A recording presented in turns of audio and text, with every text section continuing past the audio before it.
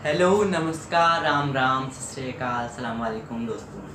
तो दोस्तों आज अपन क्लास 12 फिजिक्स का चैप्टर नंबर 1 पढ़ेंगे, यानी कि पहला अध्याय। तो दोस्तों इस अध्याय का नाम है विद्युत आवेश तथा क्षेत्र। तो दोस्तों ये अध्याय है जो कि भौतिक विज्ञान की एक शाखा है स्थिर विद्युत की, इसके अंतर्गत आता है। तो दोस्तों आज अपन इसी अध्याय की शुरुआत करेंगे। खत्म अपन अगले वीडियोस में करेंगे, लेकिन आज अपन इस अध्याय की शुरुआत करते हैं। तो दोस्तों मैं जो बोलता जाऊंगा वो यहाँ पे आपको दिखाई देगा, समझ गए? तो दोस्तों शुरू करते हैं। तो दोस्तों मैंने आपको कहा कि ये भौतिक विज्ञान की एक शाखा है स्थिर विद्युत की, है ना। तो उसके अंतर्गत आता है ये चैप्टर विद्युत आवेश तथा क्षेत्र। तो दोस्तों स्थिर विद्युत की क्या होता है? यस, हाँ दोस्तों, स्थिर विद्युत की है ये एक भौतिक विज्ञान की ऐसी शाखा है जिसके अंदर विद्युत आवेश या फिर आवेशों के समूह, यानी कि आवेशों का जो ग्रुप है या फिर विद्युत आवेश है, इनके बारे में अध्ययन किया जाता है। तो इसकी परिभाषा हो जाएगी भौतिक विज्ञान की वह शाखा जिसके अंतर्गत विद्युत आवेश तथा आवेशों के समूह के बारे में अध्ययन किया जाता है, उसे स्थिर विद्युत की कहते हैं। समझ गए? तो दोस्तों इसके जो स्थिर विद्युत की है, इसके जो अनुप्रयोग या प्रयोग भी होते हैं, तो दोस्तों वो क्या क्या होते हैं? तो दोस्तों वो होते हैं, पहला होता है छाया प्रति मशीन। छाया प्रति मशीन इतनी हिंदी तो किसी को आती नहीं होगी।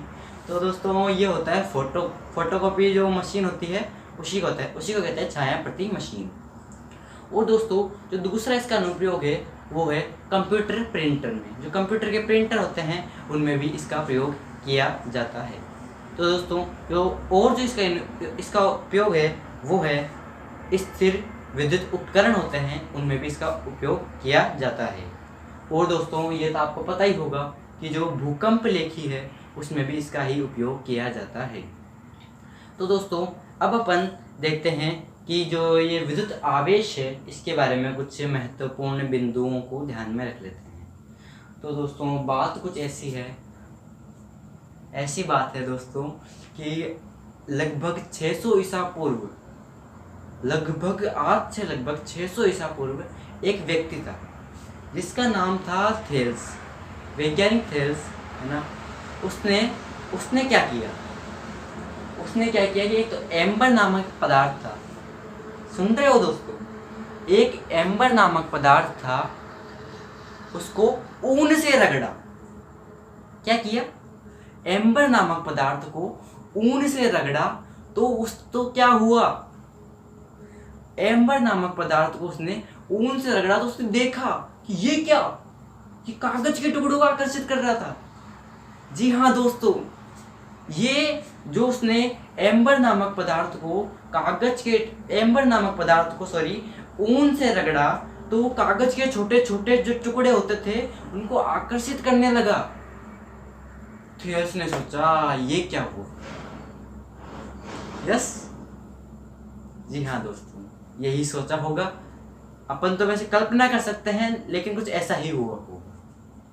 तो दोस्तों तो इसी के आधार पर जो ये स्थिर विद्युत की है, स्थिर विद्युत की या जिसे इलेक्ट्रिसिटी कहते हैं, और विद्युत की और विद्युत क्षेत्र, इन सब का प्रयोग, जैसे कि इन सब का आविष्कार ही मान सकते हो आप, इन सब का आविष्कार हुआ।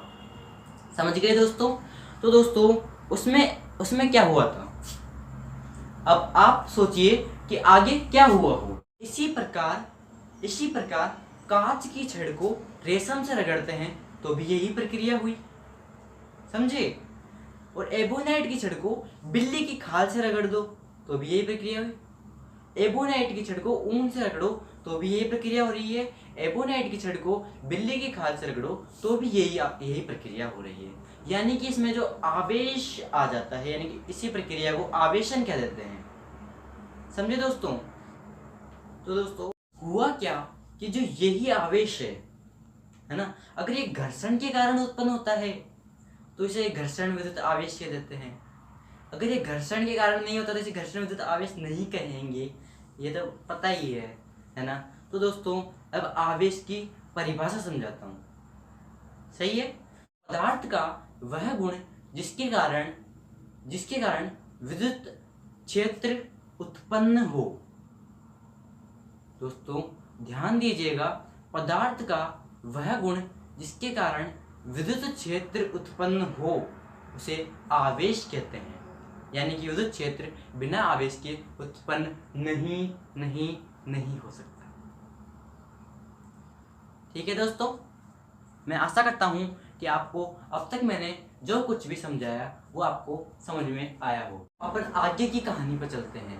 तो दोस्तों फिर एक और वैज्ञानिक आए, बेंजामिन फ्रैंकलिन।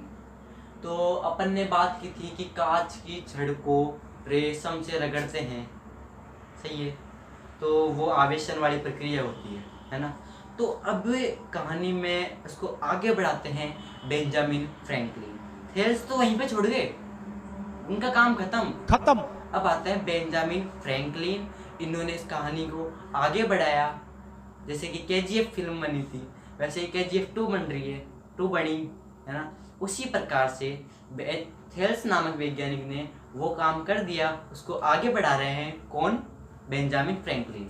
तो दोस्तों बेंजामिन फ्रैंकलिन ने क्या कहा कि जो कांच की छड़, सही है, कांच की छड़ और जो रेशम को रगड़ा था ना, तो बेंजामिन फ्रैंकलिन ने कहा जो कांच की छड़ पर जो आवेश आया, दोस्तों ध्यान दीजिएगा, यहाँ पे आपके सामने लिखा हुआ भी आएगा, तो दोस्तों अपने पूरा ध्यान यहाँ पे लगा दीजिए। तो दोस्तों बेंजामिन फ्रैंकलिन ने कांच की छड़ पर उपस्थित आवेश को तो धनावेश कहा, यानी कि पॉजिटिव कहा, और जो रेशम का कपड़ा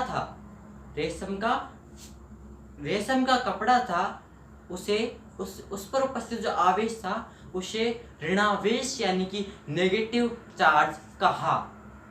दोस्तों मैं आशा करता हूं कि मैं जो भी कह रहा हूं आपको वो समझ में आ रहा होगा।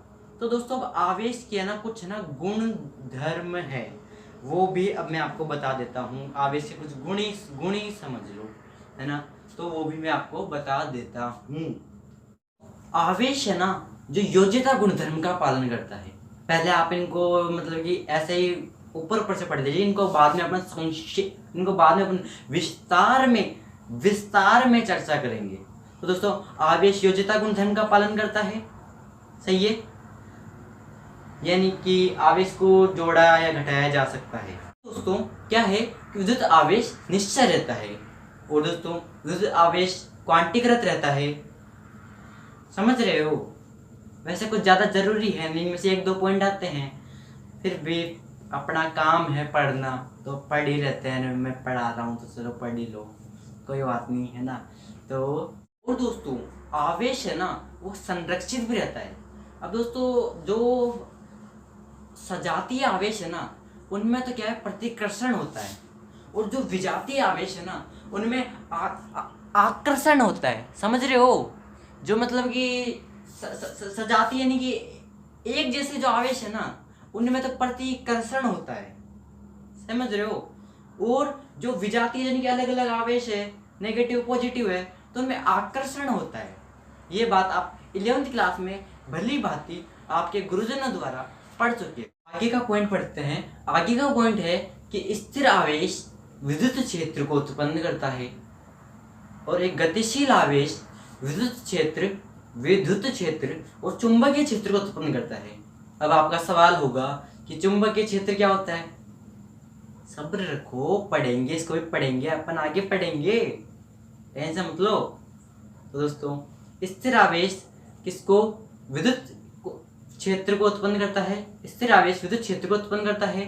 गतिशील आवेश विद्युत क्षेत्र और चुंबकीय क्षेत्र को उत्पन्न करता है, सही है ना। और जो एक को रहता है त्वरित आवेश, जो विद्युत आवेश विद्युत क्षेत्र, चुंबकीय क्षेत्र और विद्युत क्षेत्र जो चुंबकीय क्षेत्र तरंगे होती है उनको भी उत्पन्न करता है। वैसे ये कोई इम्पोर्टेंट है नहीं, तो इसका अब तो वो स्थिर आवेश और गतिशील आवेश का ध्यान रखो कि स्थिर आवेश तो किसको, विद्युत क्षेत्र को उत्पन्न करता है, और गतिशील आवेश विद्युत क्षेत्र और चुंबकीय क्षेत्र को उत्पन्न करता है। दोस्तों ये इम्पोर्टेंट है, तो इसका अपनी कॉपी में अच्छे से लिख लें और इम्पोर्टेंट IMP लिख लें, क्योंकि इससे सवाल आ सकते हैं। ये मेरा पर्सनल अनुभव है ना। अब अपन चालकता के आधार पर पदार्थों का वर्गीकरण करेंगे। वर्गीकरण अपन और भी आधार पर करेंगे, लेकिन पहले अपन चालकता के आधार पर पदार्थों का वर्गीकरण करेंगे। आपको पता ही है, जो मैं बोल रहा हूँ यहाँ पे लिखा हुआ आ रहा है, तो जो यहाँ पे लिखा हुआ आ रहा है कभी इधर नहीं तो कभी इधर लिखा हुआ आ जाएगा, उसको आप अपनी कॉपी में लिखो, ठीक है। वैसे आपको ऐसे याद हो जाता हो तो ऐसे भी कर लो, वैसे तो मैं तो कोशिश कर रहा हूँ कि आपको ऐसे ही याद हो जाए, है ना। तो दोस्तों पदार्थ का वर्गीकरण करते हैं चालकता के आधार पर, तो इसको अपन 3 प्रकार से विभाजित करते हैं, चालक, कुचालक और अर्धचालक। समझे। अर्धचालक से रिलेटेड आपके एक चैप्टर ही आएगा, लेकिन उसको अभी क्यों बात कर रहे हैं, है ना, ठीक है। तो चालक तो जिसमें विद्युत आवेश का प्रवाह होता हो, आसानी से जिसमें विद्युत आवेश का प्रवाह हो, उसे चालक कहते हैं। क्योंकि अपन विद्युत आवेश तथा क्षेत्र चैप्टर पढ़ रहे हैं, तो विद्युत आवेश से रिलेटेड इससे पढ़ेंगे। तो दोस्तों जिसमें विद्युत आवेश का प्रवाह आसानी से हो, उसे चालक कहते हैं। इसका उदाहरण चांदी है ना।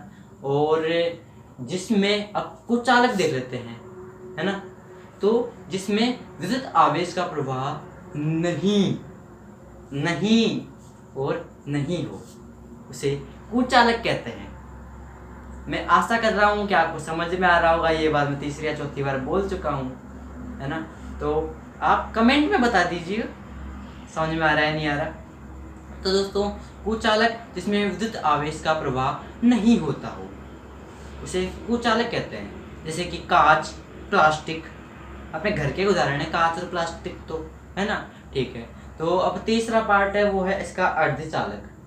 तो दोस्तों मैं इधर उधर आप सोच रहे हो कि मैं क्यों देख रहा हूँ, तो ये क्या है कि जो कैमरे का ये टॉर्च है, उसकी मेरी आंखों में फोकस पड़ रहा है, तो ऐसे मतलब कि आंखों में झन्नाट हो रही है, इसलिए फिर मैं कोशिश कर रहा हूँ कि आपकी तरफ देखूँ, ठीक है ना। तो अर्धचालक पढ़ रहे हैं अपन, है ना।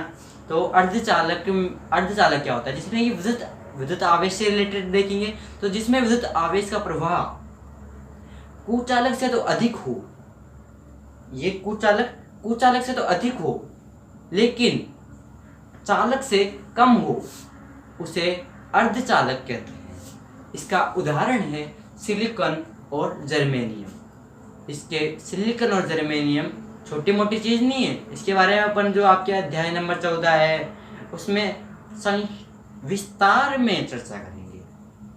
तो दोस्तों मैं आशा करता हूँ कि आपको मैंने आज जो भी पढ़ाया वो आपको समझ में आया होगा। तो दोस्तों अब आप मेरी एक बात मानिए दोस्तों, अगर आपको ये वीडियो अच्छा लगा हो तो दोस्तों कमेंट कीजिएगा कि आपको कैसा लगा, लिख के कीजिएगा, है ना। वैसे लिख के करते हैं, फिर भी आप भी लिख के कीजिएगा। और दोस्तों वीडियो को लाइक कीजिएगा, और नीचे एक 9 अक्षरों का कुछ लिखा हुआ है, जैसे शायद सब्सक्राइब कहते होंगे, उस बटन को भी दबा दीजिएगा, है ना। और तो क्या करोगे, और तो मौज कीजिए। धन्यवाद। आपका अपना रुपेंद्र। चलिए।